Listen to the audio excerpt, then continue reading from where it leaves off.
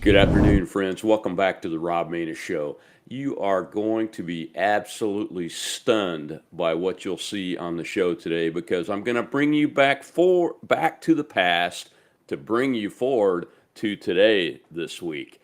The media is still lying about January 6th, even after their violent insurrection narrative is dead, dead, dead.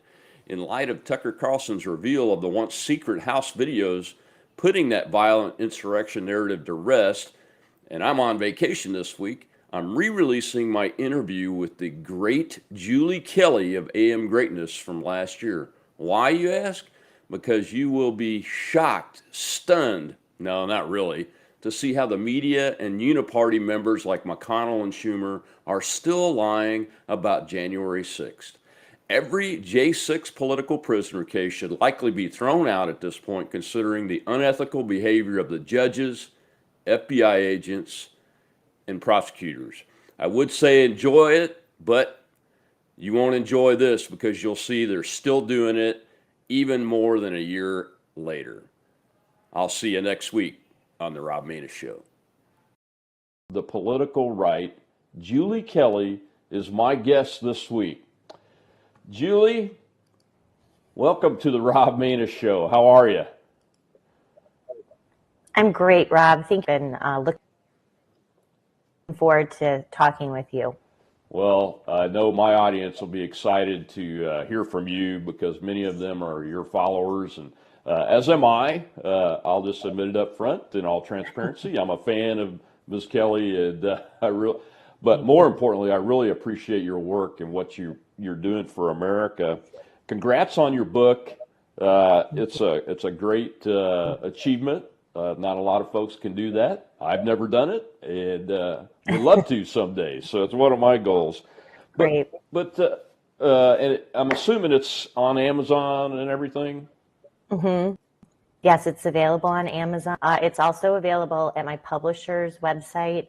That is Post Hill, Bombardier Books, and also I think Barnes and Noble too. So okay, probably not the bookstore, but yeah. Well, let's dive right into this. Starting with the January 6th fiasco. I've been following you for a long time. I've written about the politicization of the intelligence agencies long before this, as we were finding out about what was happening with Donald Trump and his candidacy and then his presidency. But these events were what looked like protests gone awry to the public.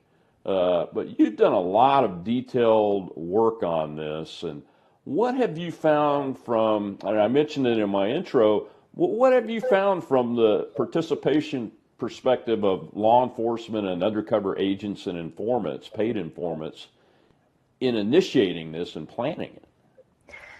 Well, Rob, let's sort of separate out the categories. So the law on the ground that day that we know of were U.S. Capitol Police and D.C. Metro Police. They are responsible for protecting the Capitol and the surrounding property, the grounds. What happened, Rob, that day is that U.S. Capitol Police, for the first time in its history, as one officer testified during a trial a few weeks ago, for the first time in their history, they used non-lethal munitions against the crowd of protesters outside the building. Now, what this did, Rob, it wasn't to fend off this bloodthirsty armed mob of Trump supporters who wanted to hang Nancy Pelosi and Mike Pence. No. What they did was started attacking the crowd about 1:15, 1:20 that day, shortly after the joint session convened to debate the certification of the Electoral College. They were throwing flashbangs into the crowd, which is like, some people call it like a stun grenade.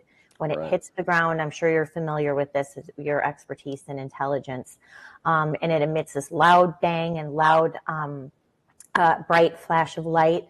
You had Capitol Police using these sort of air rifles that deployed pepper balls into the crowd. So people were getting hit with these balls that then emitted some sort of chemical fumes, chemical spray. DC Metro Police were using sting balls that when it hit the ground, released rubber bullets. That's why you saw some people bleeding because they had been hit in the face with these rubber bullets. Now, keep in mind, Rob, these are people who are not doing anything wrong.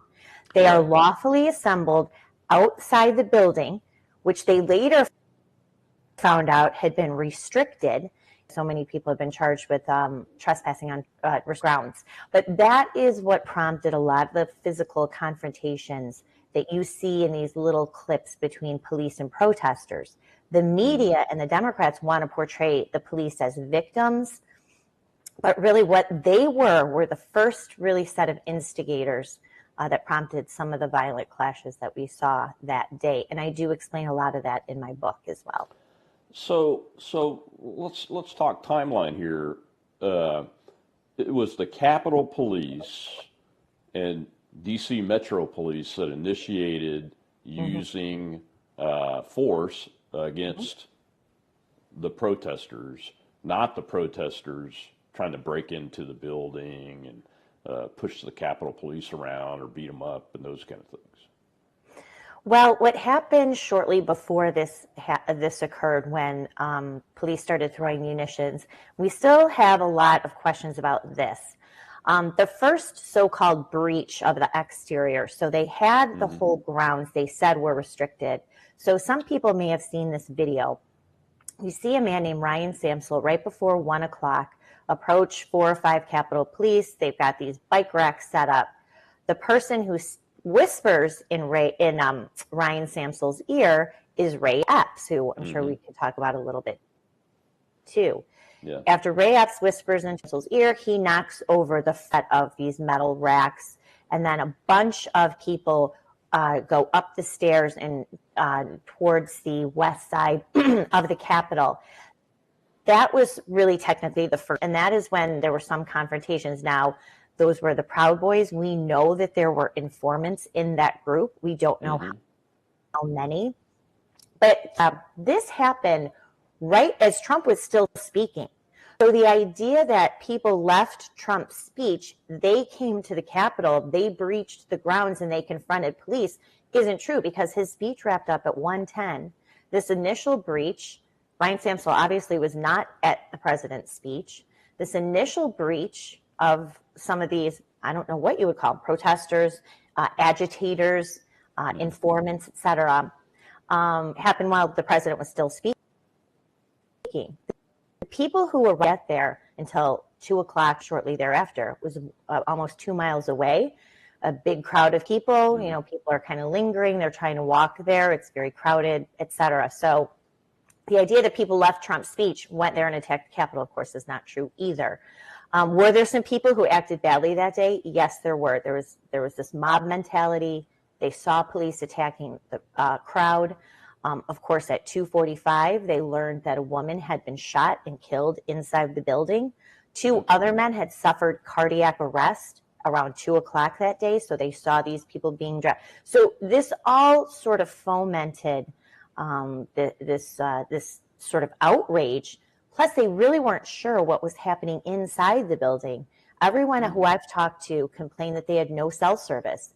They did not know that the joint session had been adjourned. They certainly did not know, most of them, that the building was off limits because, of course, as you know, Rob, and now we have plenty of video to show it, and testimony under oath, the Capitol Police officers let hundreds of people inside the building. So these are just a few of the conflicting narratives related to what happened that day. So, question for you, and this is one of the things that's not been clear, is that I believe, now this is my opinion, that the restricting of the area happened after people were already inside not inside the building, but the area that they're charging people with trespassing into and parading into that's outside the building. Is that correct, or did they declare that, just not mark it before anything happened? It definitely was after the fact. So as you had hundreds of people going into this building, talking to police officers, Capitol Police are standing right there. In one case, opened the door, let hundreds of people inside. They're chit-chatting inside the building. No one is being tackled and arrested. There's no announcement made that the building and grounds are off limits because, as you know, Rob, if they would have told these people, these Trump supporters or any Americans, this building is off limits, they would have left. But that was not the case. So afterwards, the government declared that the Capitol grounds had been restricted because, well, this is fuzzy. Harris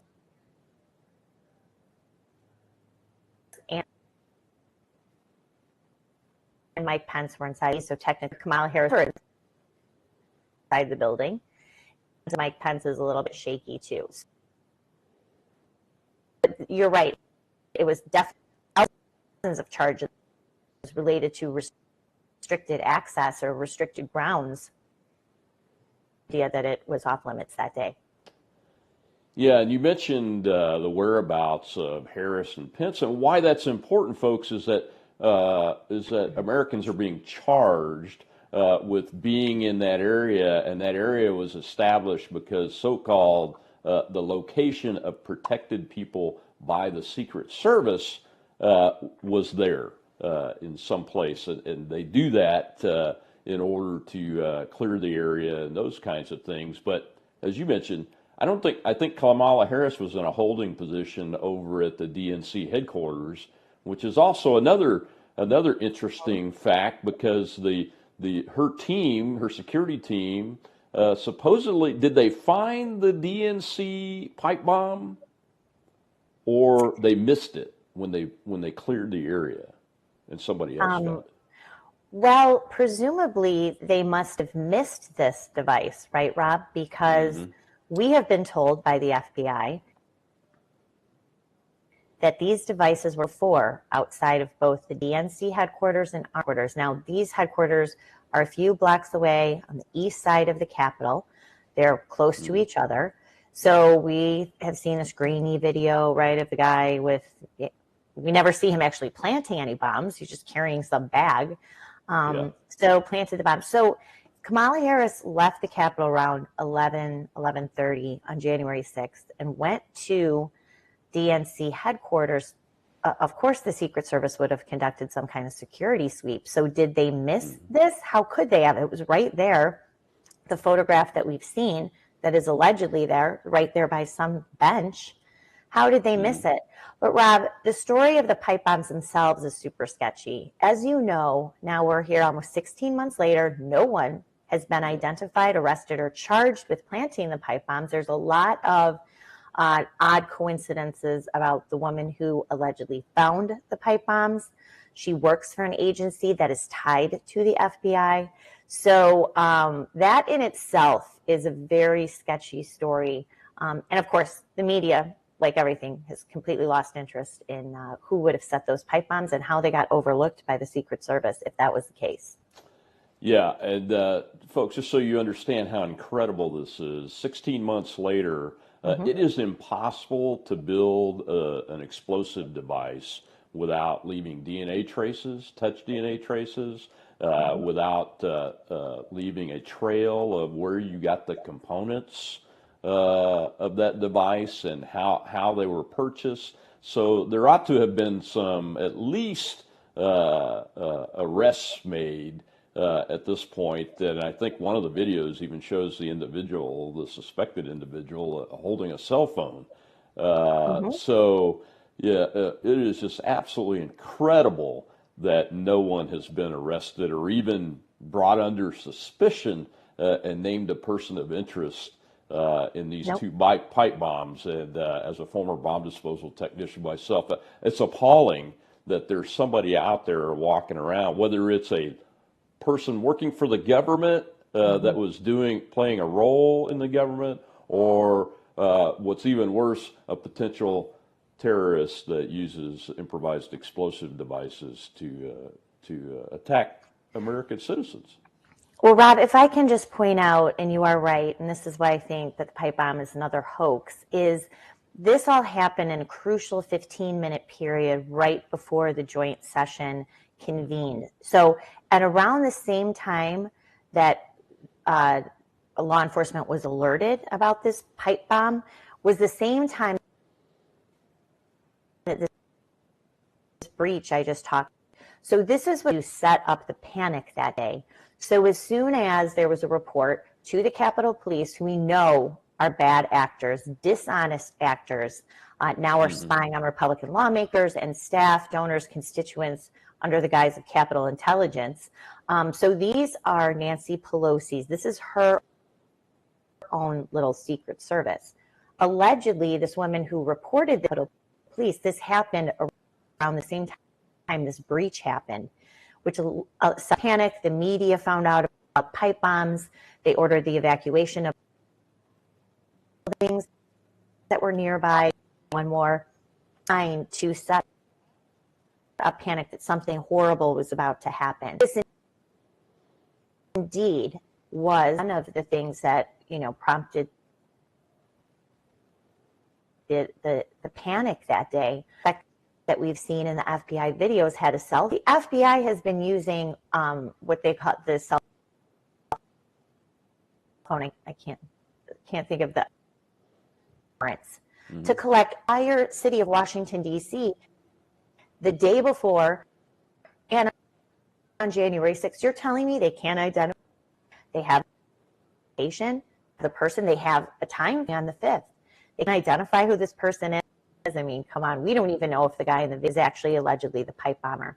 So we know that this FBI cannot be trusted. We know that for a fact. We know that they too, the Capitol Police, act as a law enforcement arm of the Democratic Party.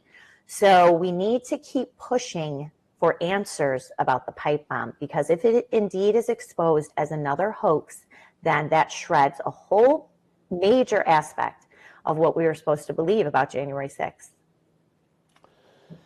Yeah, and the media is completely ignoring this. I mean, it's just it blows my mind. As somebody who served this country in the military for over 30 years, I just cannot imagine. It's hard for me to understand that this is happening, but it really is happening. And the January 6th committee that was set up by Pelosi and doesn't have any real Republican leaders that are on the other side on it, is not looking at anything like I would be looking at the communications between Pelosi and McConnell's office and the U.S. Capitol Police to see where the failures were and why they weren't more prepared, because it was out there that there was a potential for a disturbance at a minimum, and it was as if they ignored it and chose to do other things. Now we know, I think that both the sergeants at arms in the House and the Senate mentioned, I believe, in their some testimony somewhere that they had brought it up to use the National Guard, and it was like bad optics is what the answer came back from. But there's no documentation that shows what happened in that decision-making process. And they're not even looking at it. Nobody is looking at the real issues as to how we got to where we were on that day, but also how we are where we are today, where we have, I believe, still over 70 political prisoners in prison, most of them in solitary confinement, being treated very badly in at least the D.C. Gulag, the D.C. Metro Jail, and they're political prisoners. And we have judges that are both Republican and Democrat appointees that are not allowing them to be out and wait for their trials, and the trials are being pushed back and those kind of things. And all this time, nobody's tried to figure out where the failures were, so it can't happen again inside the Capitol system, the protection system, because we do want our lawmakers, whether we like them or not, to be able to operate safely and securely, but that's not the case. So, Rob, one thing on what you were talking about, the sergeant at arms. So Donald Trump is not responsible for protecting the U.S. Capitol building or the surrounding grounds. That is the job of the U.S. Capitol Police. Stephen Sund, who at the time was the chief of police of the Capitol Police Force, requested numerous times January 4th and January 5th, went to the U.S. Capitol Police Board, which is the governing body. That includes the Sergeant at Arms for the House, who worked for Nancy Pelosi, and also the Sergeant at Arms for the Senate, who worked for Mitch McConnell. That board denied Steve Sund's request for extra to authorize guardsmen to be on the ground that day. Unfolded that afternoon. All desperately, both Paul Irving and Michael Stenner, who is the Sergeant for the Senate, Mitch McConnell, begging them for extra him. McConnell, Sergeant at Arms, said, "Oh, hold, maybe we'll get Mitch McConnell. We'll see if we can authorization from the Defense Department," which they had never told him before. This was all in delay and drag out additional help. Guardsman who was at the Armory at 6 a.m. on January 6th with at least 1,000 other guardsmen. And he said, "We sat there all day until we were finally deployed around 5 o'clock. Well, of course, most of everything had already was over by then. So when they arrived at the Capitol around 5:40, everything was over. So the question is, Rob, again, all the unanswered questions. Why did the Capitol Police Board specifically deny requests by the police chief for more help? Why did Muriel Bowser also deny offers of guardsmen that day? She only authorized about 317 that day to help with traffic. I talked to people who were both at the Stop the Steal rallies, the Million MAGA March in November, Stop the Steal rally in December in DC. They said the place was crawling with law enforcement everywhere. What they found so odd, there was no law enforcement presence anywhere. The people who were walking the ellipse down Constitution Avenue to the Capitol, they said, "We didn't see police officers anywhere." Now, what does that tell you? It tells you that they were in cahoots to specifically keep these areas unprotected. They did not want thousands of National Guardsmen there to tell DC Metro Police, "Hey, why are you throwing sting balls and rubber bullets at these people? They're just standing outside." They had their marching orders, believe that Mitch McConnell, and I have an article about this, was in on it. No one wanted the events of January 6th, the proceedings in Congress that day, shut down more than Mitch McConnell. The dirty little secret about January 6th is it wasn't Trump supporters and Republicans, not including Mitch McConnell, who wanted those proceedings shut down. It was people like Mitch McConnell, Nancy Pelosi, all of the Democrats, because what was going to happen that day, as you know, were Republican demands, about 14 Republican senators working with their House colleagues to demand an election audit commission to delay the certification 10 days. Bob, what would have happened that day? All of America was watching. They were going to have hours of election fraud in states. Well, Mitch McConnell, he wanted this all shut down. So did Nancy Pelosi. So, of course, the insurrection gifted them. And senators came back and they bailed on this plan to auction audit. So that's the dirty little secret. When you start putting the can't help but think, but believe that this was of a magnitude we have never seen in American political history. An anti-Trump Mitch McConnell, exactly what they wanted. Yeah, and it's really become a domestic war on terrorism that is focused on political opposition of those that are in power, which right now happens to be the Democrats. But it's not just the Democrat Party, people. It's the establishment. I call it the uni-party, the power brokers in the capital of the United States of America, and in all the state capitals. There are many establishments in the state capitals. They are the power brokers, and they work together, in my opinion. And how do you think we can get to the truth on this matter? Because I agree with you. I believe that there are too many open questions. I believe that Mitch McConnell was involved, and we have enough documentation to show that by the lack of defense of the Capitol complex that was there. I mean, really, when you look at it, it wasn't that many people on and the violence was only on the west side of the Capitol, from what I can understand, and that's where the munitions were being used by the officers, and where people were really getting angry.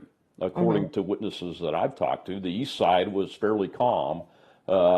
So where do we go from here to find out what the facts are? Because if the facts are similar to what you've uncovered and we've seen in the Whitmer case, and the trials have now uncovered in those accused, where 2 were acquitted and 2 had a hung jury because of this entrapment defense that was able to be presented. Where do we go from here to try to find out the truth of who all the actors were and why, and hold the system accountable?